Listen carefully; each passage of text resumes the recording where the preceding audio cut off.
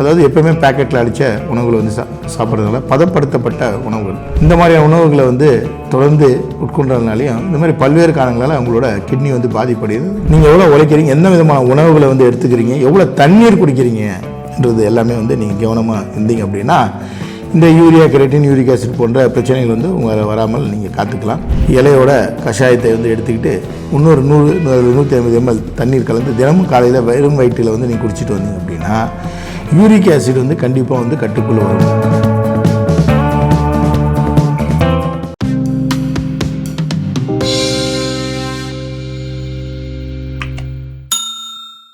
யோகம் மீடியா நேயர்களுக்கு வணக்கம். நான் டாக்டர் சச்சிதானந்தம், இயற்கை மற்றும் பாரம்பரிய மருத்துவர்.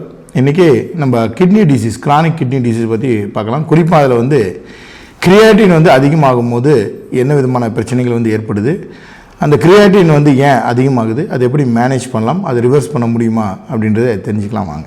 நிறைய பேருக்கு பார்த்தீங்கன்னா இன்றைக்கி கிட்னி ஃபங்க்ஷன் வந்து குறைஞ்சி எனக்கு எந்த விதமான கெட்ட பழக்கமுமே இல்லையே, திடீர்னு எனக்கு வந்து உடம்புல சில விதமான மாற்றங்கள் வந்து ஏற்படுது. மருத்துவரை போய் பார்க்குறோம், நிறைய டெஸ்ட்டு வந்து எடுக்கிறாங்க. எடுத்ததுக்கப்புறம் யூரியா, கிரியாட்டின், யூரிக் ஆசிட் இது எல்லாமே வந்து அதிகமாக இருக்குன்னு சொல்கிறாங்க. சில பேருக்கு வந்து கிரியாட்டின் மட்டும் ரொம்ப அதிகமாக வந்து காணப்படுது.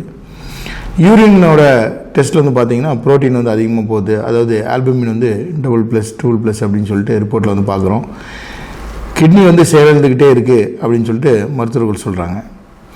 இது ஏன் நடந்துச்சு அப்படின்னு சொல்லி பார்க்கும்போது நிறைய விஷயங்களுக்கு வந்து காரணங்கள் வந்து இருக்குது, காரணம் இல்லாமல் கிடையாது. ஒன்று, உங்களோட பிபியை வந்து நீங்கள் கரெக்டாக மேனேஜ் பண்ணாமல் இருக்கிறது. அடுத்து டயபெட்டிஸ் மேனேஜ் பண்ணாமல் இருக்கிறது. அது மட்டும் இல்லாமல் இந்த சப்ஸ்டன்ஸ் அப்யூஸ்ன்னு சொல்லக்கூடிய சில போதை வஸ்துக்களை வந்து பயன்படுத்துது, ஆல்கஹால், இந்த பான்பரா, குட்கா மற்றும் ஸ்மோக்கிங் இந்த மாதிரியான விஷயங்கள். அது இல்லாமல் இன்னும் சில உணவு பழக்கங்கள்னால, அதாவது எப்போவுமே பேக்கெட்டில் அடித்த உணவுகளை வந்து சாப்பிட்றதுனால பதப்படுத்தப்பட்ட உணவுகள், ப்ராசஸ்ட் அண்ட் பேக்கடு ஃபுட்ஸ் என்று சொல்வார்கள், இந்த மாதிரியான உணவுகளை வந்து தொடர்ந்து உட்கொண்டதுனாலையும் இந்த மாதிரி பல்வேறு காரணங்களால் அவங்களோட கிட்னி வந்து பாதிப்படையுது. கிட்னி பாதிப்படையும் போது அந்த கிட்னியால் வந்து சரியாக வந்து ஃபில்டர் பண்ணப்படுறதில்ல. உங்களோட பிளட் ஆனது வந்து சரியாக ஃபில்டர் பண்ண முடியாமல் ஸ்ட்ரெயின் ஆகிடு. அதனால் வந்து யூரினில் வந்து ப்ரோட்டீன் வந்து அதிகமாக வெளியேறதுக்கு காரணம். மற்றும் உங்களோட பிளட்டில் வந்து யூரியா, கிரியாட்டின், யூரிக் ஆசிட் வந்து அதிகமாக இருக்குது வந்து பார்க்கலாம். அதிகமான சால்ட் நிறைந்த பொருட்களை வந்து எடுக்கும்போது மட்டும் யூரியா, கிரியாட்டின் வந்து இன்க்ரீஸ் ஆகுதுன்றது உண்மைதான். பட் அது முற்றிலுமான ஒரு உண்மை கிடையாது. ஏன்னா நீங்கள் ஒரு பொருள் சாப்பிடும்போது அதில் ப்ரிசர்வேட்டிவ்ஸ் வந்து ஆட் பண்ணுறாங்க, எம்எல்சிஃபைங் ஏஜென்ட்ஸ்ன்ட்டு.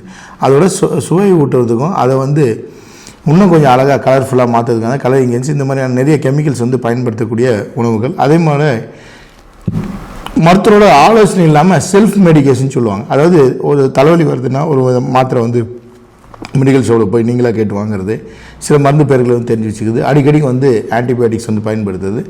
இந்த மாதிரியான பல்வேறு காரணங்களால் உங்களோட கிட்னியோட செயல்திறன் வந்து குறையுது. இந்த செயல்திறன் எப்படி தெரியும் அப்படின்னு சொல்லிட்டு கேட்டிங்கன்னா EGFR அப்படின்னு சொல்லி கூட ஒரு வேல்யூ வந்து உங்களோட கிட்னி ப்ரொஃபைல் ரிப்போர்ட்டில் வந்து இருக்கும். எஸ்டிமேட்டட் குளோமெருலர் ஃபில்ட்ரேஷன் ரேட் என்று சொல்வார்கள். இந்த குளோமெருலர் ஃபில்ட்ரேஷன் ரேட் வந்து உங்களோட கிட்னி வந்து எந்த அளவுக்கு வந்து ஃபில்டர் செய்யுது, எந்த அளவுக்கு அதோட கெப்பாசிட்டியோட ஒர்க் ஆகுது அப்படின்றத நம்ம தெரிஞ்சுக்கலாம். இதுக்கு பல்வேறு கேல்குலேஷன்ஸ் வந்து இருக்குது. அது நீங்கள் மருத்துவர்கிட்ட விட்டுருங்க, அதை அவங்க பார்த்துப்பாங்க. ஸோ உங்களோட ரிப்போர்ட்டில் வந்து கிரியாட்டின் அதிகமாக இருக்குது அப்படின்னு சொல்லணும், யூரிக் ஆசிட் அதிகமாக இருக்குன்னு சொல்லும் போது நிறைய பேருக்கு தெரிஞ்ச சில வீட்டு வைத்திய முறைகள் வந்து இருக்கும். அதை வந்து நீங்கள் பயன்படுத்தி பார்த்துருப்பீங்க. குறிப்பாக எந்த மாதிரியான உணவுகள் எடுக்கும்போது இது வந்து ரிவர்ஸ் பண்ண முடியும் அப்படின்னு சொல்லிட்டு பார்க்கலாம். நம்ம யூனிவர்சல் மெடிசன் என்று சொல்வார்கள் கிட்னிக்கு, அதாவது நம்ம நாட்டு சுரக்காய். இந்த சுரக்காய் வந்து நம்ம தொடர்ந்து வந்து நம்ம ஒரு 3-4 வாரங்கள் எடுத்துக்கொண்டு வரும் பொழுது உங்களோட கிட்னியில் இருக்கக்கூடிய ஃபங்க்ஷன் வந்து நல்லா இம்ப்ரூவ் ஆகும். கிட்னி வந்து நல்லா ஃபில்டர் பண்ணக்கூடிய ஒரு சூழல் ஏற்படும். யூரியா, கிரேட்டின் மற்றும் யூரிக் ஆசிட், குறிப்பாக அந்த யூரிக் ஆசிட் வந்து நன்றாகவே குறையும். கொத்தமல்லியை வந்து நம்ம கடைசியாக வந்து கார்னிஷ் பண்ணுறதுக்காக நம்மளோட சமையலில் வந்து யூஸ் பண்ணுவோம். ஆனால் அந்த கொத்தமல்லி இலைகளை, குறிப்பாக வந்து நாட்டு கொத்தமல்லி இலைகளை வந்து எடுத்து வாங்கிட்டு வந்து அந்த இலைகளை களைஞ்சி 1 கப்பு கொத்தமல்லி இலைக்கு 3 கப்பு தண்ணி வந்து சேர்த்து அதை வந்து 1 கப்பாக சுண்ட விட்டு 1:3 ரேஷியோ என்று சொல்வார்கள். இந்த அளவில் வந்து நீங்கள் எடுத்து 1 கப்பாக சுண்ட விட்டு அதில் ஒரு 30 ml 30 ml அந்த காய்ச்சிய அந்த கொத்தமல்லி இலையோட கஷாயத்தை வந்து எடுத்துக்கிட்டு இன்னொரு 100-150 ml தண்ணீர் கலந்து தினமும் காலையில் வெறும் வயிற்றில் வந்து நீங்கள் குடிச்சிட்டு வந்தீங்க அப்படின்னா யூரிக் ஆசிட் வந்து கண்டிப்பாக வந்து கட்டுக்குள்ளே வரும். அதே மாதிரி பல்வேறு மருந்துகள் வந்து நம்ம தமிழ் மருத்துவத்தில் சித்த மருத்துவத்தில் வந்து சொல்லியிருக்காங்க. புனர்நவான் சொல்லக்கூடிய முக்கிரட்டை கீரை, இது வந்து முக்கிரட்டை கீரை வந்து பல்வேறு விதமாக வந்து சமைச்சு வந்து நீங்கள் சாப்பிட்ருப்பீங்க. பல்வேறு வலைதளத்தில் பல்வேறு மருத்துவர்கள் வைத்தியர்கள் வந்து சொல்கிறத நீங்கள் கேட்டுப்பட்டிருக்கீங்க. இந்த புனர்நவா அஸ்வமடின்னு சொல்லிட்டு உங்களுக்கு மருந்து கடைகள்லேயே வந்து கிடைக்கும், ஆயுர்வேத கடைகள் வந்து கிடைக்கும்.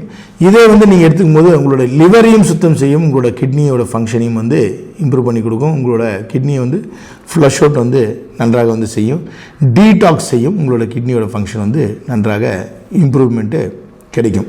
ஸோ கிட்னிக்கும் லிவருக்கும் வந்து சம்மந்தம் இருக்கான்னு கேட்டிங்கன்னா கண்டிப்பாக வந்து இருக்குது. நல்ல ஒரு ஸ்டோரேஜ் யூனிட்டாக வந்து லிவர் செயல்படும் போது பிளட்டில் வந்து வெளிக்காட்டிடும். அந்த பிளட்டை வந்து கிட்னி வந்து ஃபில்டர் பண்ணும்பொழுது அந்த கிட்னிக்கு வந்து அதிகமான ஸ்ட்ரெயின் வந்து ஏற்படுற காரணத்தினால இந்த மாதிரி ஆகும். நிறைய மருந்து மாத்திரைகள் செல்ஃப் மெடிகேஷன் பண்ணால் லிவரும் பாதிக்கப்படும், உங்களோட கிட்னியும் பாதிக்கப்படும். ஸோ எப்போவுமே நீங்கள் டெஸ்ட் எடுக்கும்போது மருத்துவர்கள் வந்து பார்த்தீங்கன்னா லிவர் ஃபங்க்ஷன், கிட்னி எல்லாமே வந்து டெஸ்ட் பண்ணி பார்ப்பாங்க.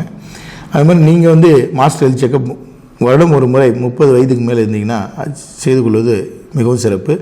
அதே மாதிரி உங்களோட லைஃப் ஸ்டைல் மற்றும் ரொட்டீன், நீங்கள் எந்த விதமான வாழ்வியல் முறையை வந்து ஃபாலோ பண்ணுறீங்க, உங்களோட டெய்லி ரொட்டீனில் உங்களோட ஸ்லீப் வந்து எவ்வளோ இருக்குது, நீங்கள் எவ்வளோ உழைக்கிறீங்க, எந்த விதமான உணவுகளை வந்து எடுத்துக்கிறீங்க, எவ்வளோ தண்ணீர் குடிக்கிறீங்கன்றது எல்லாமே வந்து நீங்கள் கவனமாக இருந்தீங்க அப்படின்னா இந்த யூரியா, கெரட்டின், யூரிக் ஆசிட் போன்ற பிரச்சனைகள் வந்து உங்களை வராமல் நீங்கள் காத்துக்கலாம். நான் சொல்லக்கூடிய இந்த எளிய மருத்துவ முறைகளை வந்து நீங்கள் பயன்படுத்தும் போது, சுரக்காய் வந்து எடுத்துக்கும் போது அது புனः நம்ம கஷாயம் அல்லது முக்கிரட்டை கீரையை வந்து நீங்கள் சமைச்சு ஒரு முறை சமைச்சு சாப்பிடும்போது உங்களோட கிட்னி பிரச்சனைகளிலிருந்து நீங்கள் ஒரு குறிப்பிட்ட அளவுக்கு உங்களை பாதுகாத்துக்கலாம் அல்லது ரிகவரி வந்து செய்து கொள்ளலாம். இந்த மாதிரி கிட்னி கேசஸ் வந்து கிரியாட்டின் வந்து நம்ம மருத்துவமனைக்கு வராங்க. நம்ம மருத்துவர்கள் வந்து அதை வந்து பார்த்து அது சரியான முறையில் வந்து மருந்துகளை கொடுத்து நிறைய டயட் ரெஸ்ட்ரிக்ஷன்ஸ் என்ன பண்ணணுன்ற மாதிரி அவங்க சொல்லி, அது மாதிரி எவ்வளோ அளவுக்கு வந்து தண்ணீர் வந்து குடிக்கணும் அப்படின்றத வந்து அவங்களோட GFR value, glomerular filtration rate detect பண்ணி அந்த ஆலோசனை வந்து கொடுக்குறாங்க. அந்த ஆலோசனை கொடுக்கும் பொழுது இந்த மாதிரி பல்வேறு பேஷண்ட்ஸ்க்கு வந்து கிரியாட்டின் லெவல் வந்து குறைஞ்சிருக்கு. அந்த மாதிரி ஒரு ரிப்போர்ட்டை வந்து நம்ம பார்க்கலாம் வாங்க. இந்த பேஷண்ட்டுக்கு வந்து பார்த்திங்கன்னா 6.3 கிரியாட்டின் லெவல் வந்து இருக்குது. இவர் 1 மாதம் ட்ரீட்மெண்ட் எடுத்தது பின்னாடி வந்து பார்த்திங்க அப்படின்னா கிரியாட்டின் லெவல் 2ஆக குறைந்து விட்டது. கிட்டத்தட்ட 4.6 பாயிண்ட் வந்து அவர் குறைஞ்சிருக்கு. இந்த மாதிரி வந்து எப்படி குறைஞ்சிச்சு அப்படின்னு கேட்டிங்கன்னா மருத்துவ ஆலோசனைப்படி அவர் வந்து டயட் ரெஸ்ட்ரிக்ஷன், எந்த மாதிரியான உணவுகள் வந்து எடுத்துக்கணும், எவ்வளோ தண்ணீர் வந்து குடிக்கணும், மருத்துவர் கொடுத்த அந்த மெடிசின்ஸோட நம்ம தமிழ் மருத்துவ மெடிசின்ஸ் ஆகக்கூடிய சித்தா மருந்துகளை வந்து எப்படி எடுத்துக்கணும் அப்படின்னு சொல்லிட்டு அந்த அறிவுரையை அவர் ஸ்ட்ரிக்டாக வந்து ஃபாலோ பண்ணும் பொழுது அவருக்கு வந்து கண்டிப்பாக வந்து நல்ல ஒரு குணம் கிடைச்சிது. கிரியாட்டின் லெவலும் வந்து நல்லா குறைஞ்சிது. அவர் முன்னை விட நல்ல சுறுசுறுப்பாகவும் நல்ல ஊக்கத்தோடு அவர் வந்து வேலை செய்கிறார். திரும்ப அவர் வந்து அவரோட பணியில் வந்து சேர்ந்து அவரோட பணியை வந்து அவர் செஞ்சு கொண்டு வரார். இந்த கிரானிக் கிட்னி டிசீஸ் வந்து ஏற்படும் போது என்னன்னு கேட்டிங்கன்னா அந்த குறிப்பிட்ட நபருக்கு மட்டும் பிரச்சனை ஏற்படுவதில்லை, உடல் ரீதியாக மன ரீதியாக குடும்பத்தாருக்கும் அந்த பாதிப்பு ஏற்படுது. எப்போது வந்து கிரியாட்டின் லெவல் வந்து 7க்கு மேலே வந்து போதும் அவங்களுக்கு டயாலிசிஸ் என்ற ஒரு கண்டிஷன் வந்து ஏற்படும். அப்போ டயாலிசிஸ் பண்ணுறவங்களும் இந்த மாதிரியான மருந்துகள் எடுத்துக்கலாமான்னா கண்டிப்பாக வந்து எடுத்துக்கலாம். அதை வந்து ரிவர்ஸ் பண்ண முடியும். கிட்னியோட ஃபங்க்ஷன், செயல்திறன், EGFRோட வேல்யூம் வந்து இன்க்ரீஸ் பண்ண முடியும். இதை பற்றி பல்வேறு விஷயங்கள் வந்து உங்களுக்கு தெரிஞ்சுக்கணும் அப்படின்னா மருத்துவர் வந்து அணுகி மருத்துவரோட ஆலோசனை பெற்று நீங்கள் அதுக்கப்புறம் ஃபர்தர் மெடிகேஷன் வந்து ஃபாலோ பண்ணலாம். அது வரைக்கும் உங்கள் டாக்டர் பரிந்துரை செய்தபடி அளவான மருந்து, எந்த போதை வஸ்துகளும் வந்து பயன்படுத்தாமல் சரியான டயட் வந்து எந்த மருத்துவருக்கு நீங்கள் சந்தித்திருந்தாலும் அவர் கொடுக்கக்கூடிய டயட்டை வந்து ஃபாலோ பண்ணிவிட்டு அதனோடு சேர்த்து வாரம் 3-4 நாட்கள் கண்டிப்பாக மதிய உணவு போது நீங்கள் சுரக்காய் சேர்த்து நீங்கள் சாப்பிட்டுட்டு வந்தீங்க அப்படின்னா, சமைச்சு சாப்பிட்டுட்டு வந்தீங்க அப்படின்னா கண்டிப்பாக உங்களோட யூரின் இருக்கக்கூடிய ஆல்புமினும் வந்து கட்டுக்குள்ளே வரும். பிளட், யூரியா, கிரேட்டின் எல்லாமே வந்து கண்டிப்பாக வந்து ரிவர்ஸ் ஆகிறதுக்கு நல்ல சான்சஸ் வந்து இருக்குது. இந்த வீடியோ வந்து நீங்கள் பார்த்து உங்களுக்கு நிறைய இன்ஃபர்மேஷன் வந்து கிடைச்சிருக்குன்ற நம்புகிறேன். உங்களோட கிட்னியை வந்து பாதுகாத்துங்க, நல்ல எளிமையாக இருங்க, எந்த பதற்றும் பயமும் இல்லாமல் உங்களோட லைஃப் ஸ்டைலை வந்து அருமையாக ஹெல்த்தியாக லீட் பண்ணுங்கள். நன்றி, வணக்கம்.